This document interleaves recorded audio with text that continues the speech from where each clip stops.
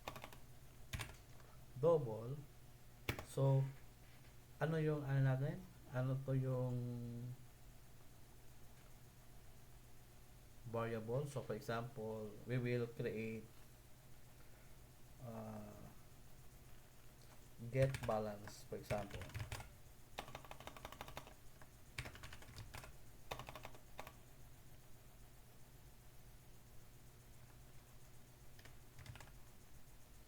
Okay, balance.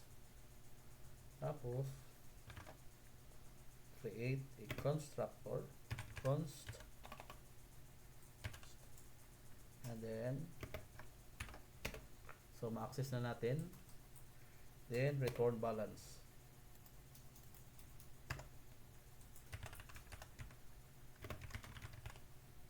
Okay, so now, may getter na tayo. Ngayon, mag-set tayo. So, void deposit, and then we have double and the amount. So, since amount, mag-ano na ba tayo sa amount? Wala pa. Sige, mamaya na lang. Kasi nandito yung ano eh. So, double amount. Okay. If our amount is greater than 0, okay, tapos the balance is balance, so we have to um, increment the amount. Okay, then cout.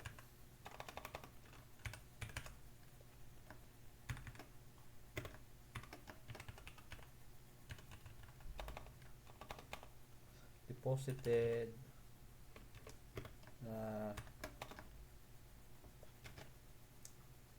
peso na lang, di dollar. Okay, then of course access natin si amount, and then USDD, ayan, else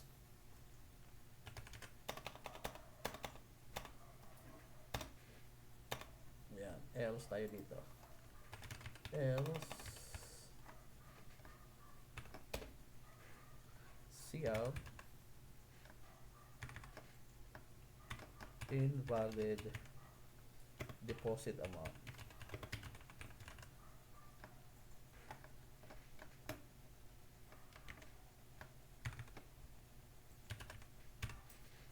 Okay, so ayan, so punta na tayo sa main function. Try na natin so Windows, nakaset na po tayo. So ang naka-public lang, ang naka-private lang is yung ating balance na data type, balance na variable na naka-double, and our public na accessible po siya. So we created constructor muna, which is the bank account double initial balance, and then if initial balance is greater than equal to 0, so the balance will be the initial balance. Okay, and then else kung wala na siyang balance is 0. Okay, so ngayon we will we will use the getter method. So in accessing the getter method, we will just put the get word before our identifiers. For example, get balance. So of course, you have to start with what specific data type, no? So for example, double, then get balance, then function, then const, then sa const you have to get the return, the balance, no? Then we have also a setter method, which is void deposit. So dito we can now access and modify the data. So nisiset na natin dito ang method, no? We can now access the controlled or controlled access para maka-modify po tayo sa ating data. So this is the method, no? Okay. So after that, punta tayo sa main function. So int main. Okay. Ayan. So, for example, our bank account, um, we will give our initial balance, which is, so mag-set po tayo sa ating object, no? My account, and then 100. Yan. Okay. So, nakaset na po tayo yung ating initial balance. So, ngayon, my account dot deposit. Okay. Dot. So, wala pa dito, hindi siya ma-access. Okay. So, wait lang. Bank account, tama po. Bank account, tama. Okay. So, my account dot, so bank account initial, yan. Bank account equals my account, tapos. So, now my account dot, okay, deposited, no?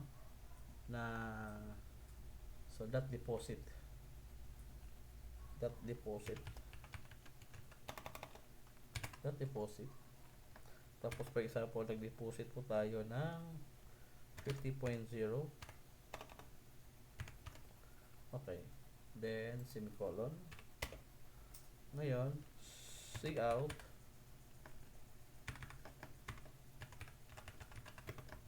Current balance.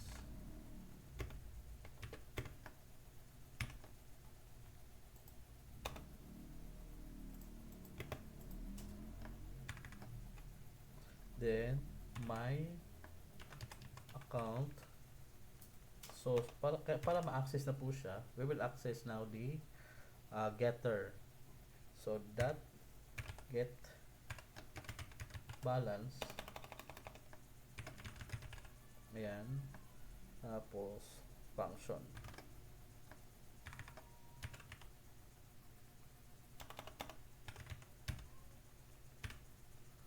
Okay.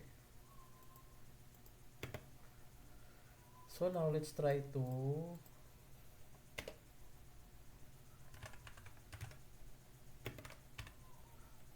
compile. May error po tayo. Oops. Dito sa public. Okay. Dapat hindi semicolon, naka-colon po siya. Next. Dito. Unexpected primary before semicolon. Oops. Dito tayo. Oops. Before semicolon.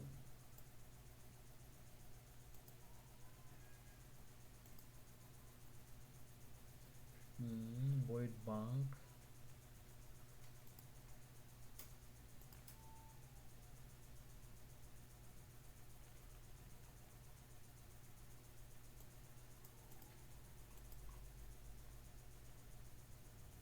Ay, dapat hindi STD. NL.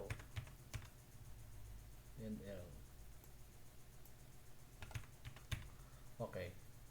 Tapos, compile. Okay, very good na. Run. Ayan guys. So, dito, nag-deposit tayo ng 50. And then, yung current balance po natin is, yung may account natin is 50, right? 100, right? So, in-add po siya, nag-increment po siya dito ng plus 50. So, for example, meron po tayong 1,000 dito. Tapos, nag-deposit tayo ng 500. So, dapat ang magiging resulta dyan is 1,500. Compile, then run. Ayan. Okay? So, that's how to use encapsulation. So, when we say encapsulation, yung data natin na naka-hide, which is naka-private, mag-create po tayo ng constructor muna.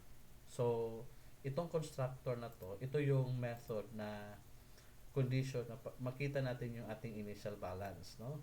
And then, para makuha natin yung data or makamodify tayo sa data, we will use get balance or getter, no? Itong word na to get the data from the naka-private po na uh, di variable. Okay? And then after getting the data, we will now set our data here. Okay? Setter po ito. So the void deposit, tapos double, which is the amount of our and then implementation, no? If ang balance is 0, so mag-increment po siya. Is greater than 0, mag-increment po siya. Okay? Ayan. So, see out, deposited P, invalid deposit, for example, mag-deposit po tayo ng maling data. For example, nag-deposit tayo ng 0. Yan. Okay, compile, run. Invalid deposit. So, current balance 1,000 pa rin. Kasi invalid yung deposit niya. Okay? Naintindihan na? Okay. So, again, kanina, yung pinakauna is nag-create tayo ng class. Then, pangalawa, nag-create tayo ng object. Pangatlo, nag-abstraction tayo. So, ano yung ginamit ng abstraction? Nag-hide tayo ng mga data type. Okay? Pero, nag-create tayo ng abstraction para ma-access po yung ating methods doon sa ating naka-private, no, na method. Yan. Okay. And then, dito sa next is nag-create po tayo ng abstraction code o encapsulation code. So, anong ginawa natin sa encapsulation? May pina-private po tayo na data type or data or variable. And then, nag-create po tayo ng public na constructor. Okay? And then, sa constructor na doon, nandun tayo, nakumuha tayo ng get na function to get the data, no, from the variable. Okay? So, and then after we get nagset po tayo doon sa ating data, no, sa para ma-implement or ma-modify yung ating data type or data or tawag dito variable na balance, ma-modify po siya. So, by using this method, okay, and then doon sa main function, in-access po natin yung class, which is the main class here, bank account. Tapos nag-create tayo ng object. Then dito sa object, nag-initialize tayo kung ano yung laman natin ng account. Okay, so for example, nag-set po tayo ng 1,000 initial account or initial value or initial balance. Ngayon, ginamit pa rin natin si variable na object, pero nag-dot tayo kasi ang deposit dito nag-deposit tayo, yan, dot deposit, kailangan meron po yung laman, no? Yan, for example yan. Then, pag mag-access si deposit, ito po yung kanyang functionality, no? So, once na mag-add po tayo ng, for example, 4,332, so kung ang amount natin is beyond 0, so mag-increment po yung ating input dito, no? So, add siya dito with our existing balance. Okay? So, 1,000 plus 4,332, magiging 5,332 yan. Okay? Compile and run. Ayan. So, nag-deposit ako ng 4,332. So, the total current balance now is 5,332. Okay? So, meron tayong encapsulation. Okay? So, dito, ayan, ginawa natin kanina. Sample po yan. Yan, advantage, how to define. So, alam na natin, no? Inisa-isa natin kanina. Creating object, accessing the data. So, mayroon tayong dot. Pag-access ng data, di ba? Natandaan nyo kanina. Ayan, pag-access ng data. Okay. Ayan, sample code lang po yan. Pero mas naginawa na natin dito sa ating code. Okay. So, ayan. So, dito, yung member ng function, pwede natin i-inherit, no? So, okay? Ayan. For example, dito. So, meron tayong public access identifier. So, we have the int x, then void display, which is the member function declaration. So, if we want to try to access it, for example, kung naka-private po siya, we will use private. Kung naka-public po siya, we can use public. Okay? Ayan. So, kung private, it's already protected, no? Na access. Okay? So, example, yan. Protected access, naka-protected po yung kanyang. So, itong protected is another access modifier, no? Okay. Yan. So, there are two ways to define a member function, inside the class and outside the class. Example, this one, inside the class, we have a class car, then private int car number, car character number. So, dito sa public, we have to create a void get that data. So, andito na po yung kanyang uh, mga class definition, no, under sa ating sa inside ng ating class. So dito i-access mo na lang, no. So for example, car is our class, okay, and then C1 is our object, okay. So C1 car as car C1, and then C1 dot get the data. So kung ano yung ano yung transaction dito, or uh, tawag dito yung paano siya ginawa, okay? So magiget niya dito. Then show man dito ang kung anong data nandito, dito na mag-display. So ganun lang, no? Ganun lang kasimple yung uh, pag sa definition ng class. Outside naman, ayan, outside the class. Okay. Ayan yung pag sa outside class. Inheritance naman tayo. So, pag inherit na po tayo, for example, we have a class animal. Yan, naka-public po yan. Then, ang public niyan, meron siyang variable na legs. Then, initialize natin a value of 4. And then, another is class dog. Si class dog, pag ma-instantiate natin yung ating first naka-public na data member, so, para ma-access po siya, inherit natin yung public animal. So, ang animal is our main class, no?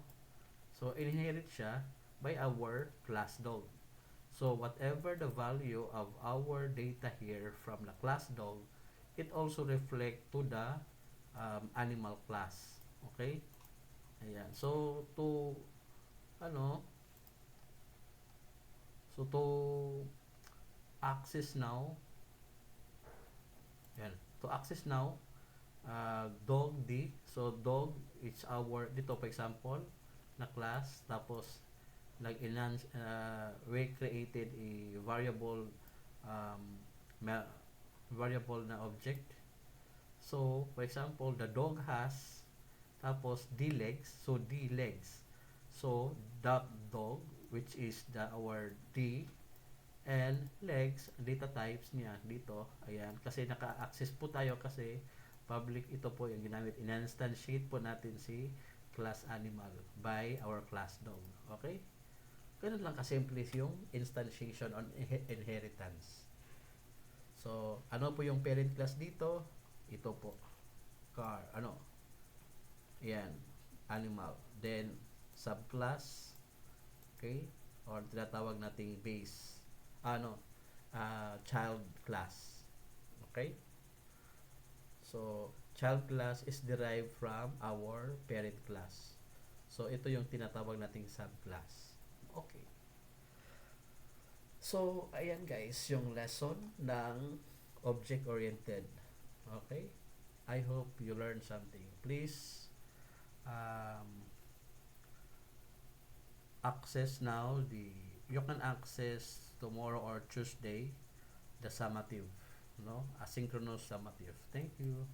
I will show or send it to your announcement, no? To our announcement, the access code of our Sangatil. Thank you.